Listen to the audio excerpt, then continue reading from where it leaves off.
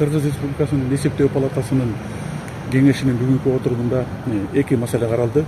Ошо эки маселенин бирөөсү ошол жогорку аттестациялык комиссиянын жүргүзүп аткан 2019 жылдан 2023 жылдагы иш чарасына биз аудит жүргүзүп, бул жаңы аудиттин түрү, бул аудиттин түрү деген биз өзүбүз жүргүзүп аткан аудиттин деген эффективдүүлүгүн жогорулатуу үчүн биз эл аралык стандартка өтүшүбүз керек. Ошо эл аралык стандартка өтүүдө биз Польша мамлекети менен тыгыз иш чараларды жүргүзүп, ошол жүргүзүлгөн иш чаранын негизинде, ошол иштеп чыккан программанын негизинде жүргүзүлдү.